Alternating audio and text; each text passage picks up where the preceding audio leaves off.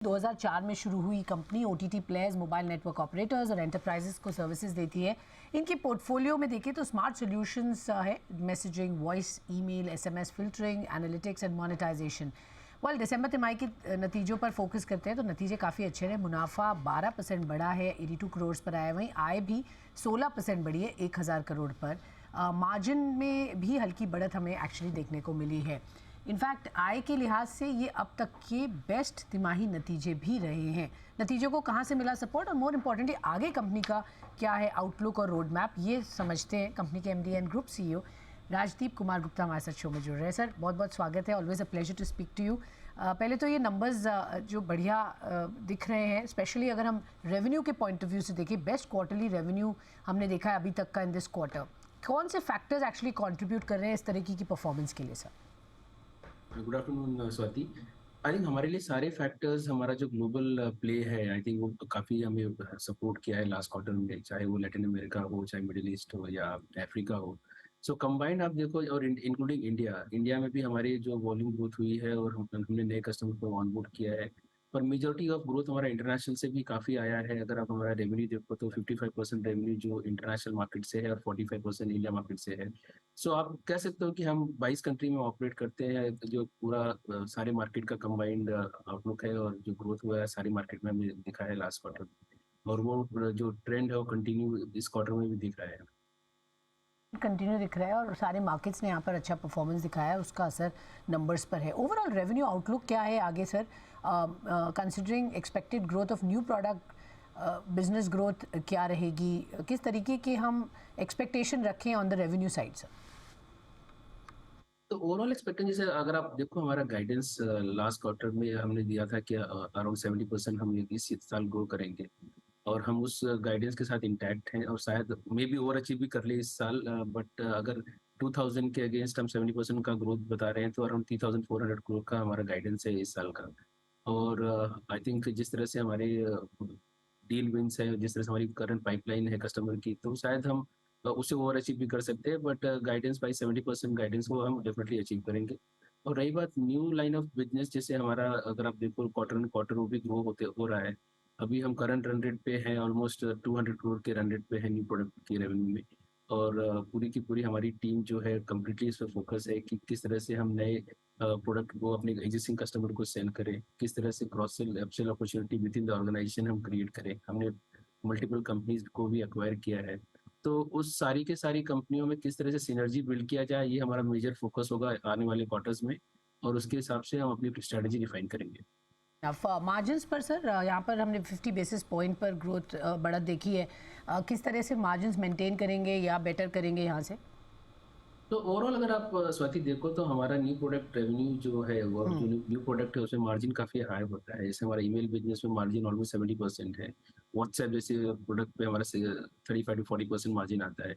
तो हमारा definitely aspiration है कि हमारा एबिटा मार्जिन ग्रो हो, और राइट नाउ अगर हमारा 12.5 के आसपास है, उसको किस तरह से 13 से 13.5 की मार्जिन को लेके जाए। पूरी कंपनी सारे लोग उस पर काम कर रहे हैं, और डेफिनेटली मार्जिन ग्रो हम होगा हमारा आने वाले क्वार्टर्स में। मार्जिन भी आगे बढ़ते हुए नजर आए, 13.5% तक का आप एक टारगेट इंटरवल रख रहे हैं। न्यू बिजनेसेस की बात जो आपने की, वहाँ पर अच्छा मार्जिन है, email, WhatsApp. Acquisition plan sir, I know आप वो हमेशा रेडार पर रहता है। किस तरीके के एक्विजिशंस FY24 में हम देखेंगे, किस एरियाज़ में रादर जो फोकस एरियाज़ रहेंगे for acquisition, for M&A opportunities?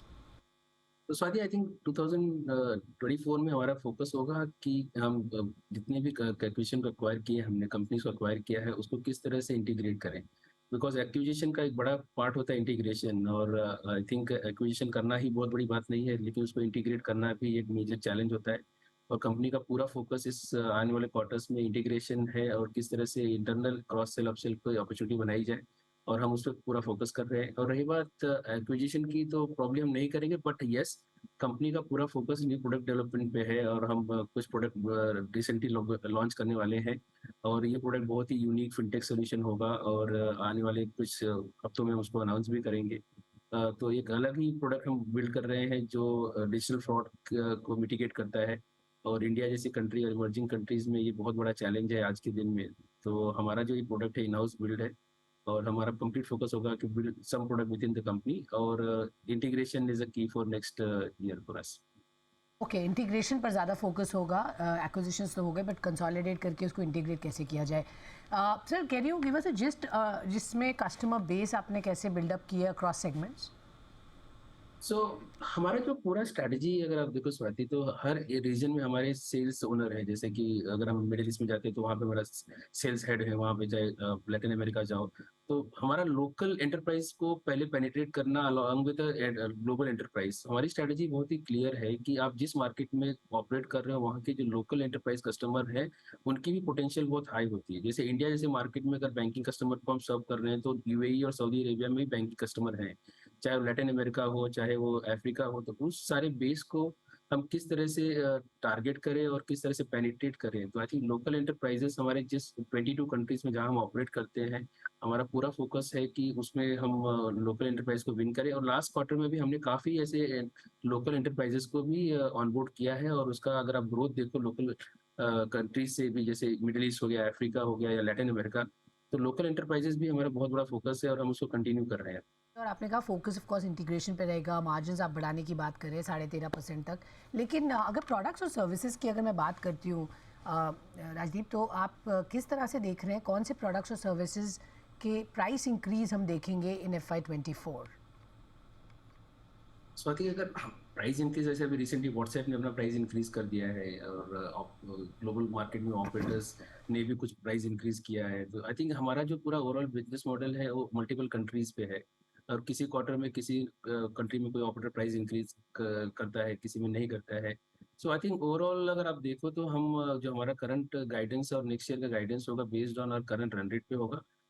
हमें आई थिंक हमारे लिए तो जो भी प्राइस इंक्रीज होता है वो पास थ्रू होता है। अगर किसी ऑपरेटर ने प्राइस इंक्रीज किया तो अपने कस्टमर को पास थ्रू कर दे, तो उससे हमें कोई इम्पैक्ट होता नहीं है। बट राइट नाउ कुछ मार्केट जैसे इंडिया जैसे मार्केट में पॉसिबली ऐसा डिस्कशन है कि शायद प्राइस इंक्रीज हो, बट मुझे अभी कोई अपडेट है नहीं उसका। बट जैसे मार्केट बांग्लादेश है, श्रीलंका है, और आपका पाकिस्तान है, या यूरोपियन कंट्रीज है, वहाँ पे कुछ कंट्रीज में प्राइस इंक्रीज हुआ है, और उसका बेनिफिट हमें आने वाले क्वार्टर में जरूर दिखेगा। ओके, डेफिनेटली वो बेनिफिट दिखेगा, बिकॉज एनीवे वो पास थ्रू हो जाता है जैसे आप बता रहे हैं। लेकिन सर, जोग्राफीज़ के पॉइंट ऑफ व्यू से और आपके एक्सपेंशन के पॉइंट से किस तरीके का फोकस होगा, new places that you will be looking to enter, diversify और बेस? 24 में कुछ स्पेसिफिक मार्केट्स हैं जो आप टैप करेंगे? डेफिनेटली यस, लैटम हमारा बहुत बड़ा मार्केट है, स्पेशली स्पेनिश स्पीकिंग बेल्ट जो है। हमने कोलंबिया से जो कंपनी एक्वायर की थी, मेसेबियन, वो कंपनी काफ़ी लार्जेस्ट है कोलंबिया में। अभी रिसेंटली हमने अपना न्यू ऑफिस सेटअप किया है मैक्सिको में और चिली में भी। और हमारा प्लान होगा कि जितने भी लैटिन स्पीकिंग बेल्ट है वहाँ पे अपनी सेल्स ऑफिस को बिल्ड करना, और कस्टमर सपोर्ट सारा का सारा हमारा कोलंबिया से होगा। तो I think Latin America as a market बहुत पोटेंशियल है, early stage of digital adoption के पाथ पे है वो, और हमेशा लगता है कि आने वाले दिनों में वहाँ पे डिजिटल अडॉप्शन काफ़ी अच्छा होगा। और अपार्ट फ्रॉम दैट अफ्रीका एक हमारा हमेशा से एक बड़ा टारगेट मार्केट रहा है। जैसे कि हमारा नाइजीरिया, घाना, केनिया और युगांडा में हमारा ऑलरेडी सेटअप है, but remaining other countries, south Africa में हम चाहेंगे कि अपनी आपको स्टैब्लिश करें वहाँ लोकल एंटरप्राइज को सर्व करने के लिए।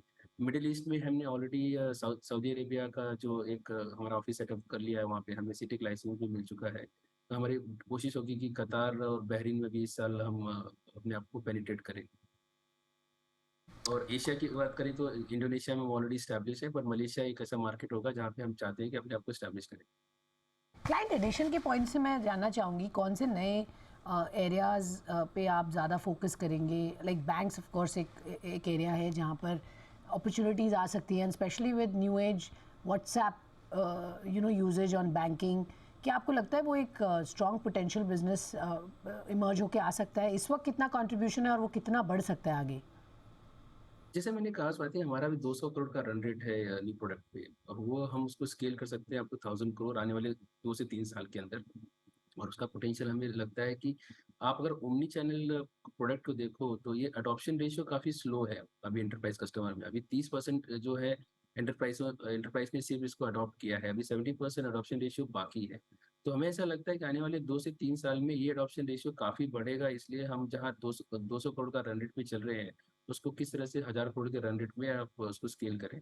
तो आई थिंक कंपनी का जो इंटरनल टारगेट है कि complete focus on new product, और अलॉन्ग विथ मैसेजिंग जो हमारा बड़ा पीस ऑफ रेवेन्यू है उसको हम बिल्ड कर ही रहे हैं। सो न्यू प्रोडक्ट में हमें काफ़ी पोटेंशियल लग रहा है। व्हाट्सएप के अलावा भी आरसीएस एक ऐसा प्रोडक्ट है जो गूगल ने लॉन्च किया है डिफरेंट मार्केट में, इंडिया में रीलॉन्च कर रहे हैं उसको रिसेंटली। अब आरसीएस अगर इंडिया में लॉन्च होता है तो उससे भी हमें अलग अपॉर्चुनिटी क्रिएट होती है। और रही बात ईमेल, एक बड़ा मार्केट हमारे लिए बन सकता है, और आपका वॉइस सर्विसेज है। सो कंबाइंड ऑफ नए प्रोडक्ट में देखो तो कंपनी का पूरा फोकस न्यू प्रोडक्ट और में होगा, और न्यू लाइन ऑफ कम्युनिकेशन में होगा along with messaging. I think वहाँ पर भी अच्छी ट्रैक्शन है, ग्रोथ अपॉर्चुनिटी है जैसा आप समझा रहे। 3 से 4 लार्ज ऑपरेटर्स आपने कहा है कि कमिंग फिस्कल में आप रिक्रूट करेंगे। आपने एक बड़ी डील ऑफ कोर्स श्रीलंका के साथ अभी हाल में क्लोज़ की थी, जिसका पोटेंशियल चर्न रेवेन्यू के पॉइंट ऑफ व्यू से देखें तो 130 करोड़ हो सकता है। तो मैं जानना चाहूँगी किस तरीके का प्लान ऑपरेटर्स के पॉइंट ऑफ व्यू से है, और कौन से ऑपरेटर्स या कंट्रीज़ में आप बातचीत कर रहे हैं? सो स्वाति, अभी हम करंटली एशिया में और 2 या 3 बड़े लार्ज ऑपरेटर के साथ वर्क कर रहे हैं, और राइट नाउ हम आरएफपी प्रोसेस में है। और अगर ये पूरी डील लगभग $200 मिलियन की डील हो सकती है अगर हम इसको विन करते हैं। हमारे चांसेस काफ़ी हाई हैं, बट अभी हम बोल नहीं सकते कि उसकी क्या आउटकम होगा। और apart from that Latin America में भी हम काफ़ी ऑपरेटर के साथ काम कर रहे हैं, और अफ्रीका में कुछ लार्ज ऑपरेटर के साथ हम काम कर रहे हैं। तो आने वाले क्वार्टर्स में और नेक्स्ट ईयर हमारा जो टारगेट है उसमें हमारा ऑपरेटर बिजनेस भी काफ़ी कुछ कंट्रीब्यूट करेगा रेवेन्यू वाइज जो है।